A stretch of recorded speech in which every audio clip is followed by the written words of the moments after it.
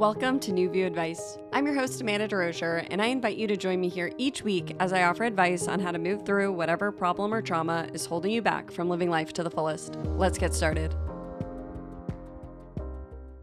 Hey, beautiful souls. My name is Amanda DeRocher, and this is New View Advice. If you're new here, this is a healing-centered advice podcast where I offer guidance for the healing journey. I don't believe I have all the answers you seek. I believe you have all the answers. You just may need a new view and a little help along the way.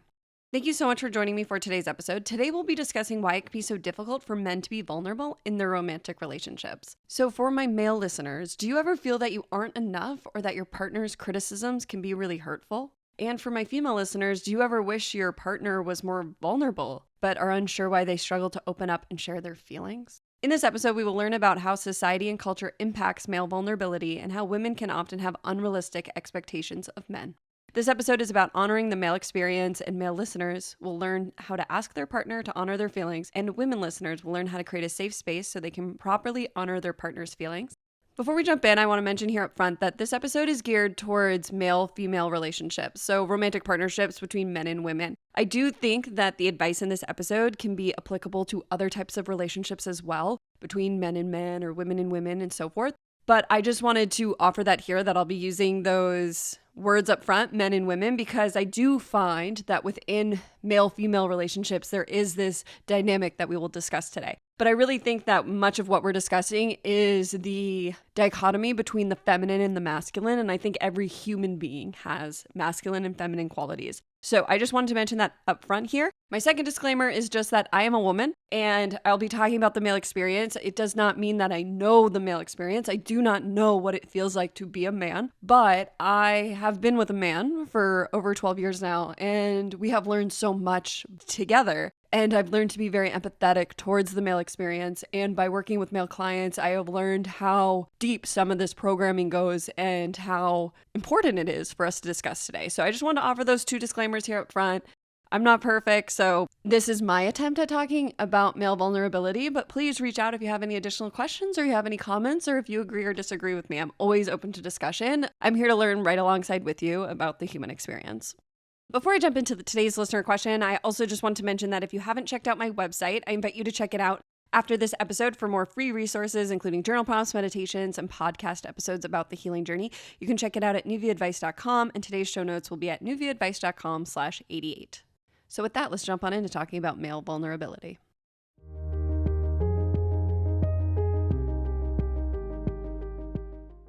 Hi, Amanda. I'm writing to ask you a question regarding my marriage. I am a 30-year-old man and my wife is a 28-year-old woman. We have been married for 2 years. Recently, my wife's criticisms have been extremely difficult for me. I've never enjoyed them, but recently I can't really take it.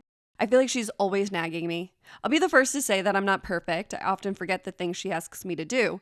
I need them written down and can't remember them when she tells me. I've tried to talk to her about it, but I find that when I try to be vulnerable, she just becomes more critical. I think it's harder for me because I've been having a hard time at work, really not enjoying my job, so her criticisms have been hitting me a lot harder recently. I tried opening up, but she got defensive and made it all about her, so now when she gets critical, I get angry. I don't want to be angry with her, but I just don't know what to do. I really wish she would just tell me she was proud of me and that she wouldn't leave me if things weren't perfect, but I don't see that ever happening. How can I be vulnerable with my wife about what I'm feeling? Any advice on how to talk to her? Thanks for taking the time to read my question. Thank you so much for this question. I think this is such an important question and such a relevant question. When I did my research into male vulnerability, this is a very common theme among men, not feeling like they can talk about how much criticism actually hurts. So I just want to honor this question. Thank you so much. And I also just want to say that I'm so sorry that you're feeling criticized within your relationship. I know how challenging that can be. And I have also been the one who has done the criticism. And I learned through my relationship with my partner, Evan, that criticism can be really hurtful and can have lasting effects within the relationship. Evan and I have worked through criticism, but it took time. And I just want to mention that up front here too, that many of these patterns we're playing out will take time to heal. So be patient with yourself, but just bringing awareness to this and just asking this question is a beautiful first step.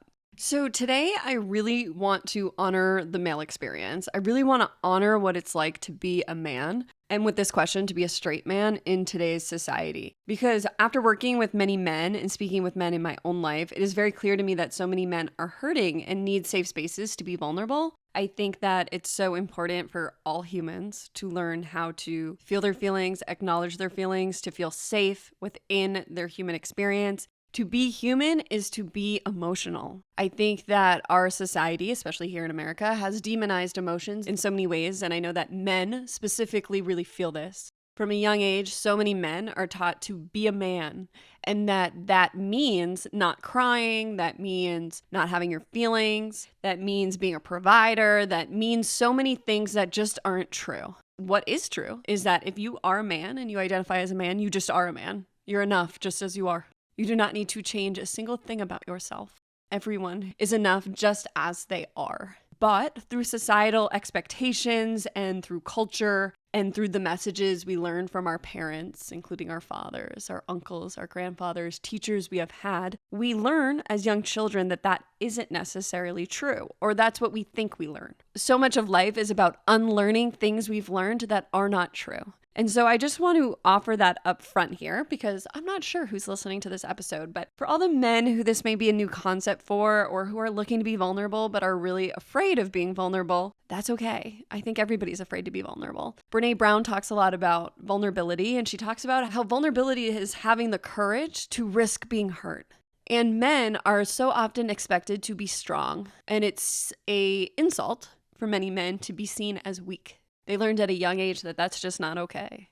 And because of that, many men shut down their feelings because so many people have, as I mentioned, demonized emotions and made them a bad thing, have made them represent being weak, which I just want to talk a bit about how that's just not true. Because if you're human, you have feelings. It does not make you weak. You're going to have good feelings, you're going to have bad feelings, or whatever you want to label them. I don't actually believe in good and bad feelings. I personally believe there are emotions that are more positive to feel, that feel good to feel. And then there are emotions that are more challenging. But I believe from my own experience that every single emotion I have ever felt is just trying to communicate with me about my human experience. My anger communicates with me when a boundary's been broken. My sadness communicates that something has happened that has hurt me. It is not weak to be hurt. But I think we teach so many men that it is weak to be hurt. Don't get hurt. Be tough. We're human. We all get hurt. Doesn't make you weak. I believe that being vulnerable takes a lot of strength. It's incredibly hard to be vulnerable. And so I just want to honor you here and honor the feelings you're having. I want to honor your anger. Of course you're angry. It sounds like you've been bottling up a lot of emotions for a really long time. Also, I think your anger is probably communicating with you that you're done being criticized, that you don't like it, that it's time to set a boundary, that it's time to have a tough conversation. Oftentimes, at least I've found in my life, that anger arises because it's a hard emotion to ignore. Like you wrote here, I don't want to be angry at my wife, but I am angry. Great. What a great first step. What a great acknowledgement of how you're truly feeling. I also would guess that you're feeling lonely. It must be really lonely to feel like you have to carry all your feelings by yourself, to not feel like you can share your fears with anybody, to carry whatever shame you have been carrying. We all have shame and we all have fears. And it does not make you weak to have fears. I think it makes you strong to admit you have fears. In a world that wants to ignore fear and struggle and suffering, I think it's incredibly strong to admit that we have fears. And I think that's where vulnerability is created. Admitting we're not perfect. We don't have all the answers. I think so many of us are craving intimacy. And intimacy is found in those moments where we admit that we're not perfect, that we share the same fears, that we were hurt a long time ago, maybe in our childhood, teen years, in our 20s, at some point in life, and it still hurts. And so I mention that because loneliness is a feeling that I think many men may be feeling. You also may feel sad, frustrated, hopeless.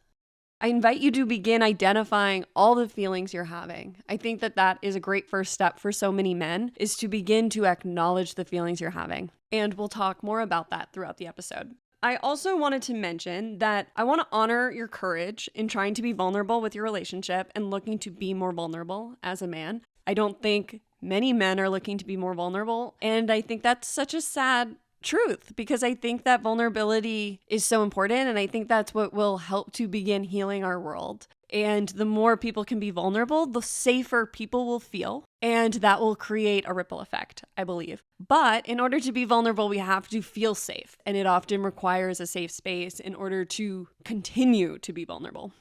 As I already mentioned, for some reason, many cultures and societies deem vulnerability to be a sign of weakness. I hope we're on our way to changing this collectively, but I know that vulnerability is still such a challenge for so many, myself included, and I think especially for men. Many men are taught from a young age to be strong, not to show weakness, that feminine qualities such as having feelings are weak, and that men must hold the family together, struggle silently, not show softness, definitely don't cry, and so on. These unhealthy messages to men have left a sad imprint on humanity. I think it's so clear when you interact with many men how hurtful this programming has truly been. For starters, to be human is to have feelings. No gender is excused of this. We all have feelings. We also all have feminine and masculine qualities. And so part of that is coming back into balance within ourselves, and we will always be out of balance if we are ignoring our emotions. I think that many men either struggle with feeling their feelings or they've shut down completely and don't really feel many feelings at all. But when we do this, we shut down the good ones as well. So I've noticed for people who have a defense mechanism of just not feeling, they also don't feel the good ones. They also don't feel the joy. They also don't feel the excitement, the happiness, the exuberance of life. In order to feel the highs, we have to feel the lows. It's just how it works. And part of healing our relationship with our emotions is beginning to understand, as I already mentioned, that there are no bad emotions. There are no wrong emotions. It is not wrong if you have to cry. It is your heart communicating with you. There is nothing wrong with tears. I think tears are beautiful. I have cried rivers throughout my life. And when I was young, they were demonized. I'm a woman. I was still not supposed to have feelings in my household. I was told over and over again that my feelings were wrong. Grow up, Amanda. Like having feelings was a child behavior. I'm 32 and I cry all the time still. I've had a hard life. I've also had a beautiful life, but it deserves to be honored in every way. And I honor that life by having all my human feelings. And I wish that reality for men as well. Because you may not have to cry as many tears as me, but I don't know anybody who gets through this human experience without feeling sadness once, without crying ever. We have eyes to see, but also eyes to cry. We don't have to make it a bad thing. There's nothing wrong with you if you feel sad. There's nothing wrong with you if you feel angry. It's learning how to have your feelings in a healthy way. It's learning how to honor those feelings. It's learning how to allow those feelings. My guess is for many men out there listening to this episode that that's going to be one of the hardest parts for you, is learning how to allow these feelings and not judging them. And I invite you, as your feelings begin to arise, to identify the feelings arising and also to allow them and to notice what thoughts fly through your head as they arise. So if you find yourself feeling sad and the urge to cry, I invite you to notice what thoughts come up with that. Are you having thoughts like, man up, grow up, shut up, don't be weak? Notice what's arising. What do you label your emotions? And then take a step back and ask yourself, is that true? Who taught me that? Begin to bring awareness to your feelings. And we'll talk more about that in the steps of how to be vulnerable. So this leads me into wanting to talk about criticism and how criticism hurts. Words hurt. I always think of that expression, sticks and stones may break my bones, but words will never hurt me. And how this is such a bunch of bullshit. Oh my God, words hurt. Some of the hardest things in my life has been to heal from the words said to me and said about me. I want to be clear that words are hurtful and that even though I've been physically hurt, the words last. They live in your head. You begin to tell yourself those things over and over again. And so it's so important for us to learn how to be kind to one another. So I wanted to share a story because when I was preparing for this episode, I asked my partner about this question because I wanted to get his input as well. And he reminded me that recently we were in an elevator and there was this couple in the elevator with us with a child. And the man pressed the wrong button and the woman went, "Oh my God, you're such an idiot. That's not our floor. It's P2, not P3. And I didn't think anything of it. If anything, I thought like, oh yeah, probably a long day. Where my partner was devastated for this dude. He didn't say anything, but when they got off the elevator, he was like, can you believe she talked to him like that? And like I said, it took me a minute to be like, what? And then he reminded me what happened. And I was like, oh yeah, that must really hurt. Wow. And the situation had me thinking about how I actually didn't think anything of this situation and how my partner so fiercely empathized with this man. And we're not excusing this man. Maybe he had been really difficult that day. I don't know. I don't know the situation. But what I do know is that criticism builds over time, and it's like digging a hole. So you want your relationship to be a solid surface, a solid ground, and criticism is like digging a hole and putting instability within the foundation of the relationship. And over time, the relationship will become very rocky because criticism hurts. And I think this is important to take a minute to talk about, because I've noticed that within relationships, especially male-female dynamics, it's very common for a woman to be critical. Or it's really common for a woman to just not praise or compliment a man. And I think that for many men, words of affirmation is their love language. So if you're unfamiliar, there's a book by Dr. Gary Chapman called The 5 Love Languages. And I like this book because I think it's important for us to learn our partner's love language more than it is for us to learn our own love language. If we're not aware of it, I think that that's great knowledge as well. But I found the 5 love languages to be really helpful because it helped me to learn that I was critical. It's a reason I recommend it so many times, is that when I learned my partner's love language was words of affirmation and he kind of called me out on being a critical partner, it was like, mind blown, because I didn't even realize I was critical.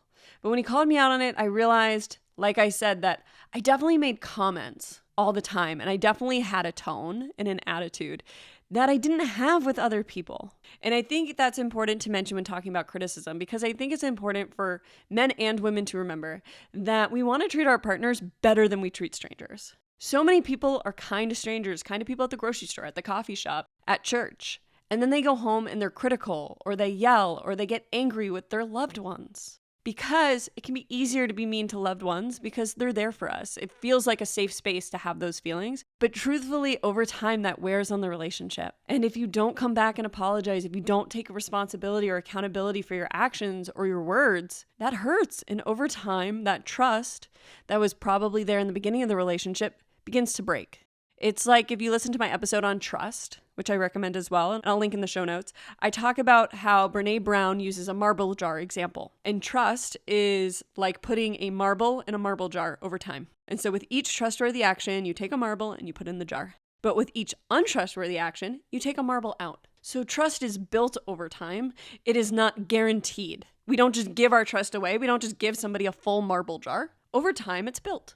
And sometimes in relationships, at the beginning of the relationship, that trust gets built. But then over time, if we don't continue to build that trust, the trust can just be taken away, right? Those marbles can just be taken away. And I think criticism is a way that trust is broken. I think it's a way that marbles are taken out of the jar. I think that when people are critical, it shows they are not a safe space. And so people stop opening up, they stop being vulnerable, they stop being honest. But it sounds like in your marriage, you really want a vulnerable, safe space, which I respect and I love for you and your partner. And so I think it's important to learn how to communicate this with your partner. I also want to mention here that learning to talk about criticism, especially if it's a pattern within your relationship, will take time and patience. I know that when I learned I was critical, I didn't even realize certain things I said came across as critical. It took being called out multiple times, and I did not love that at the beginning. I definitely got defensive. Nobody likes being called out for being a not so great partner. And so communicating in a nice way and being patient with one another as you're calling out each other's unhelpful patterns is important, and reminding your partner that you love them, that you want to be with them, and that you're mentioning these things because you want to build and grow your relationship. Focusing on the positives will be helpful when communicating about this criticism with your partner. And this leads me into talking a bit about women and men's vulnerability, because I've noticed that many women say they want a vulnerable man.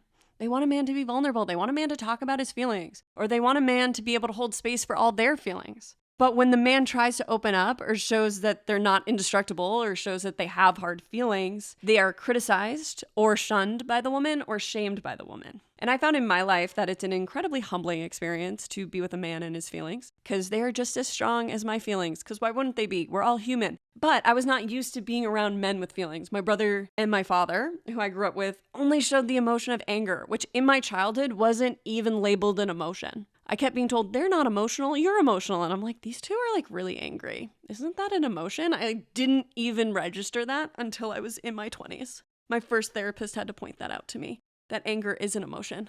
So many men are emotional. They just aren't showing the full spectrum of emotions, but anger is an emotion. And so I just want to mention this, that it can feel daunting and uncomfortable for women to be with men and their feelings, but it's important and it's necessary if you're looking for that deep intimacy and that deep connection. I think that men have learned unhealthy messages about men, right? Be a man, grow up, man up, be strong, don't be weak. But I think women have also learned that message. So it's important for women to also look at where they are holding men to unhealthy and unrealistic expectations. A small example I have of this in my own life is that when Evan and I started dating, so like 12 years ago, we were both in college and we watched a scary movie together. And we both hate scary movies, but we had just met, so we didn't know that each other hated scary movies. And I don't know how we ended up watching a scary movie, but we did. We rented a scary movie back in the day when you went to Redbox in the grocery store and got an actual DVD. And we put the scary movie on, and there were scenes that Evan refused to watch because they were so scary. But I also didn't want to watch them, and I was so frustrated because I was like, you're the man. You're supposed to watch these, and then tell me what happened. If neither of us watch it, we're going to have no idea what's going on in this movie. And Evan has always been extremely honest, which has been so humbling for me, and is one of the qualities I love about Evan, and also sometimes drives me crazy, but in a really endearing way. But he was like, why should I have to watch that? Why should I have to watch somebody get their head chopped off because you don't want to, just because I'm a guy? And it was like one of those moments where my mind was like, shit, he's so right. But I had never thought that before because I had never been around a man who was so honest about that. And now we don't watch scary movies. We just like to watch a lot of comedies together. But I think that was a really important moment. And moments like that have happened again and again throughout our relationship, where it's been important for Evan to, one, call me out on my own expectations of men, and also for me to be open to Evan being a real person with real feelings and not what I just think he should be. Evan has taught me time and time again that we don't control our partners. Our partners are not who we label them to be. They're real human beings with their own lives, experiences, opinions, ways of being, ways of thinking about the world. Evan and I are incredibly different. It's always fascinating to me that we've worked out so well because we're so different, but it has been such a gift to be with somebody so different than me. And so often he calls me out on my limiting beliefs, my false beliefs about men. And that's been so healing for me because you don't know what you don't know, right? And so it takes somebody calling me out in a loving way to show me where I need to grow and change. And I mention that here because when you lean into vulnerability in your relationship, I think you're going to have to learn how to communicate and have tough conversations with your wife about what your experience of a man is and how it may not be what she thinks you are. And that's going to have to be okay. And it is okay. There is absolutely nothing wrong with who you are and how you see the world and how you feel the world. The only thing that is wrong is our labeling of it being wrong. The healing journey is unpeeling those layers and those lies we tell ourselves. And the more we do that, the more we see that we have never been wrong. We have always been enough. We are worthy of everything our heart desires. And there's nothing wrong with the way we feel. There's nothing wrong with our emotions. They do not make us weak. They tell us information, and they actually make us strong, honest, and vulnerable.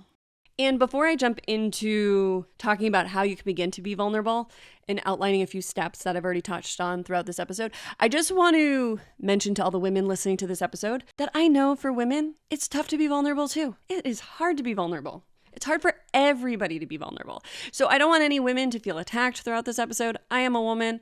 I'm just being honest, and I think it's important that we honor men and their experience as well. But it's tough to be vulnerable for all of us. So it's important for everybody listening, no matter what your gender is, to remember that vulnerability takes courage and it takes time and it takes patience. And you're not going to be perfect and you're going to feel uncomfortable and icky and maybe get anxiety in your stomach. But through time, acts of vulnerability become easier.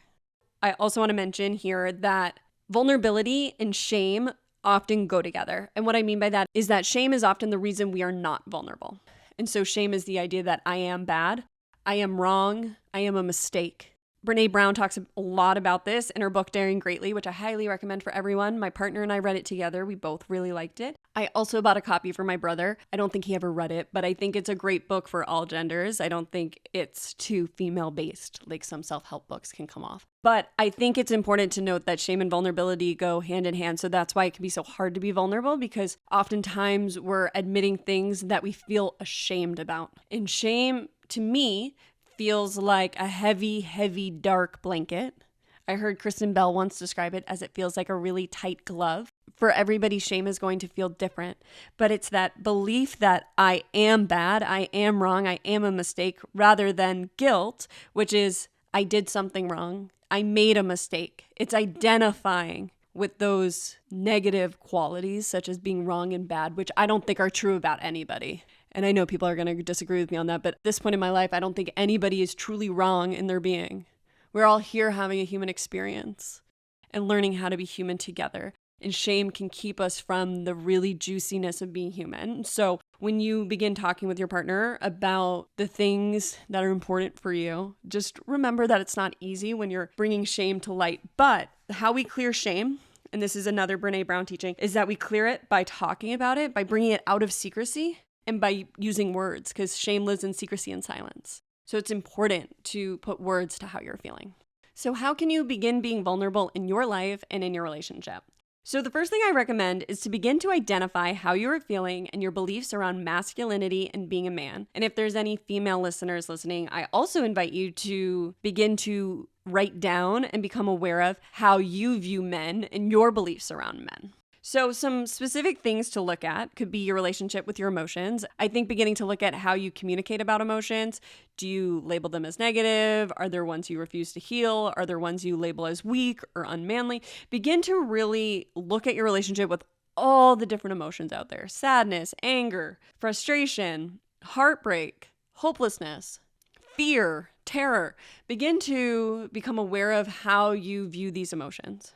And also begin to look at where these beliefs may have begun in your life. So when I look at the way I thought men should be, I look at how my family taught me men should be. And many times the words weren't said to me, men do this, men do that. It was through my child self witnessing and watching the dynamics of men and women. And so many subconscious beliefs were picked up, and I had to unravel those. We also learn a lot about different genders and ways of being as humans through media. And I always mention that. So I invite you to think of your favorite movies, to think of your favorite lead characters, and why do you think they're manly, or why do you think certain actors aren't manly, right? Begin to suss out your beliefs around being a man. I also invite you to ask yourself the question, how does it feel to open up to someone and be shut down or rejected because of your feelings? There's got to be feelings there around that, and maybe reasons why you don't open up, and why it feels so scary to be vulnerable with your wife. I also invite you to ask yourself, how does it feel to be criticized? What are the feelings that go through your body? You've mentioned anger. Have you always felt anger at criticism, or are there other feelings that arise as well? My guess is there's probably more. I find in most situations there's more than one emotion that arises, especially when we haven't unpacked it yet. Because my other thing I want to mention about criticism is that my guess is your wife isn't the first person to criticize you. So it's specifically hard when your wife criticizes you, because my guess is it's triggering a childhood wound, which would be connected to your father, your mother, a sibling, a teacher. And I want you to begin to look at what your relationship with criticism has been throughout your whole life. For me, I found my mother to be critical. And I think my father was more critical of my brother. My mother was more critical of me. I'm not sure this is common. Maybe it is, maybe it isn't. But I found criticism was so hard for me because of my childhood wound around it. So I invite you to maybe do some inner child work around this. I talk about inner child work all the time on the podcast, but inner child work is really connecting with your child self. This is not a feminine thing. This does not make you not manly. It's important for everybody to look at how their childhood is impacting their present, if it's impacting their present in a negative way. If you want your life to be different, it's important to bring awareness to why you are playing out certain patterns, certain behaviors, certain ways of being now. And very often it's tied to the past if we're stuck in a pattern. That's not manly or unmanly. That just is. And so I invite you to do some inner child work. If you find connecting with your feelings or bringing awareness to your patterns difficult, I suggest journaling. And I have journal prompts on my website. You can check out at newviewadvice.com. But if journaling is not your thing or you're still having difficulty, the second piece of advice I have for learning to be vulnerable is to begin working with somebody one-on-one. So you could work with a coach, a therapist. I offer one-on-one sessions, but connecting with somebody in a safe space. So sometimes it's helpful, I've found, to have a third party or have somebody who's not connected to our personal life where we begin to open up. This is what happened in my life. I had to learn how to be vulnerable with myself before I could be vulnerable with others. I find group environments can be helpful as well. Maybe you could find a men's support group. I've done support groups for specific traumas throughout my life. Maybe you're a member of a church or a synagogue or a spiritual organization that offers safe spaces. But it may be helpful for you to first learn how to be vulnerable with yourself or with somebody who is able to hold a safe space for you. My third piece of advice is to begin to have those uncomfortable conversations with your wife. So vulnerability at its core is having the willingness to show emotion or to allow your own weaknesses to be seen or known. Brené Brown describes vulnerability as uncertainty, risk, and emotional exposure. It's that uncomfortable feeling we get when we know we're about to expose something that we normally wouldn't say out loud. And there's real power in just speaking our truth. And so I invite you to begin having these uncomfortable conversations with your wife. It sounds like it's at a point in your marriage where it's going to be really important because you're finding yourself being angry. And I wonder if by just sharing how you're feeling, if some of that anger will begin to dissipate. And so I invite you to be open and honest and don't blame your partner. I believe this is new for both of you and you've both been playing out old patterns in your relationship. And my guess is some of these patterns have been picked up throughout your life, maybe through your own parents or caregivers. And I'm not sure how many uncomfortable conversations you two tend to have, but it's always going to be vulnerable and it takes practice. So I invite you to tell your partner how you feel when she criticizes you. I know it's scary to be honest with your partner, and there might be people out there who are like, nope, I'm not doing that yet. And if that's you, then I invite you to go back to step one and work on vulnerability with yourself, work on that awareness, and work on your connection with your feelings. But for the asker of this question, I think that it's important to be honest with your partner about how the criticisms feel for you. I invite you to use I feel statements like I feel hurt, I feel sad, I feel disappointed when you criticize me. When communicating with our partners, it's important to use I feel statements or statements about how you feel rather than saying you make me feel. That will always put people on the defensive because it sounds like you're blaming them. And I invite you, don't blame your partner. We don't have to blame one another. We're all growing together. So when you're communicating vulnerably, I think that taking the time to not be emotional can be really helpful. So I always find before I have a tough conversation with my partner, I want to make sure that I've processed all my difficult feelings. So if I was feeling angry, I want to process that on my own because anger feels really dangerous for a lot of people. It feels really scary when somebody has their anger at us. So it's important to process that and then come back and communicate what that anger was telling us. So you feel angry when your wife criticizes you. Maybe an I feel statement you would use after you have an experience. Maybe you go process that anger.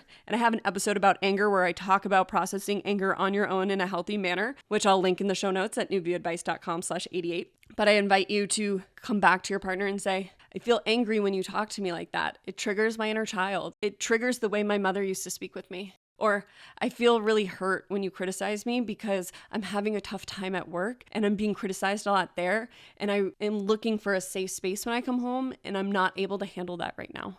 Can we find a different way to communicate what you're looking to communicate with me? And if you find your partner begins to get defensive, I know I used to get really defensive.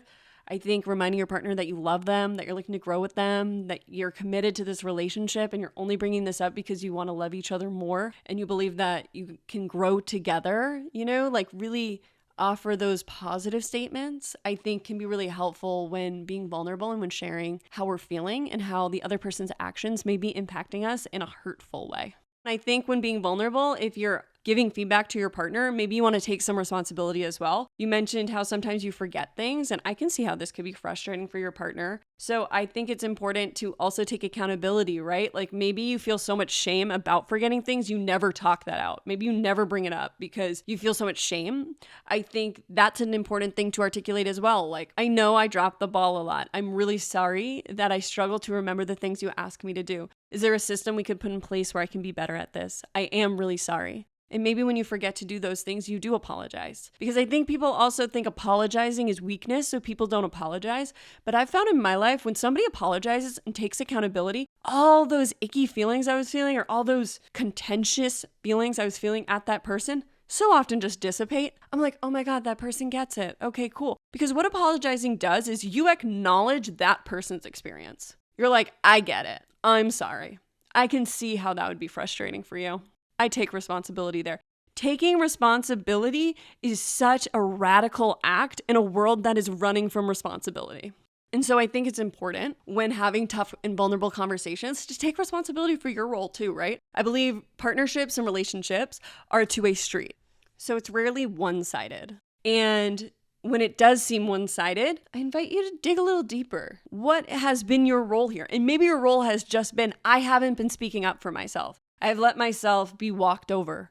Or maybe the role is, I've been checked out of this relationship. Or maybe your role is something as simple as, I've been in my own head. I haven't acknowledged my partner for a while. I could be more present. I think so often it's a two-way street. I rarely find a situation where it's really just one-sided. And when it comes to criticism within relationships, because I invite you to look at where you may be critical of your wife as well, because I find it can be so easy to be critical of our loved ones. When it comes to criticism, I think there's other ways to communicate what we need. So in my life, I tend to use humor now. I tend to call my partner out for things, but in a humorous way. So I'm not critical, my tone is lighter, but it has the same message. Like, hey, you dropped the ball here.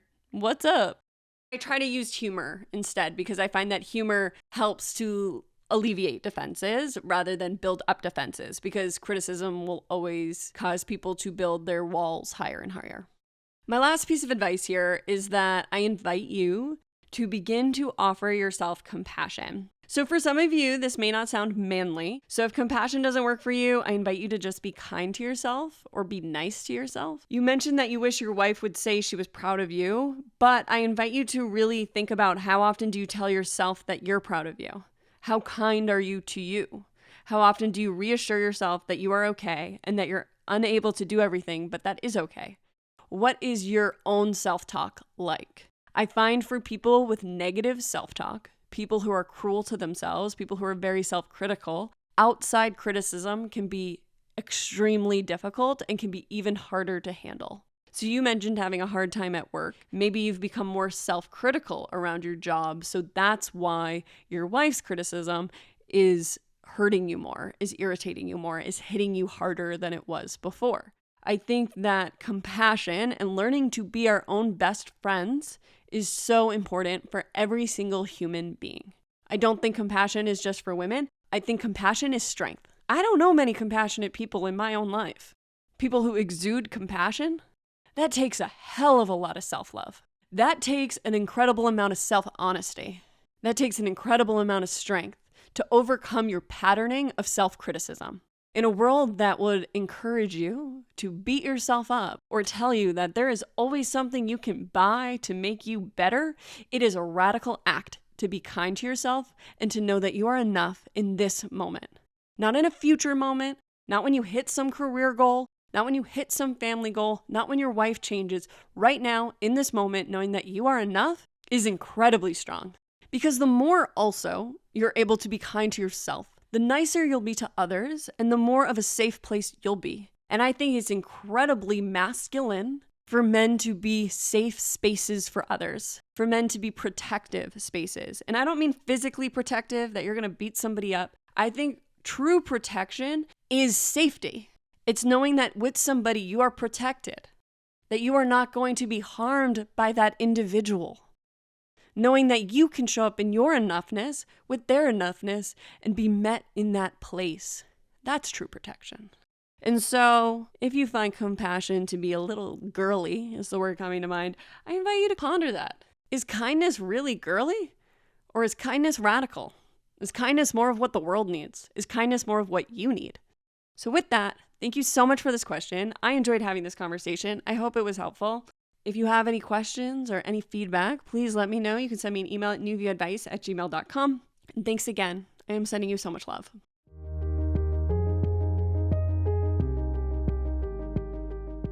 Thank you so much for tuning in to another episode of New View Advice. As always, I am so grateful to have these conversations each week. Today we talked about male vulnerability and how we can all begin to become more vulnerable in our lives and why vulnerability is so important. If you haven't already, I invite you to leave a 5-star review and a rating for the podcast.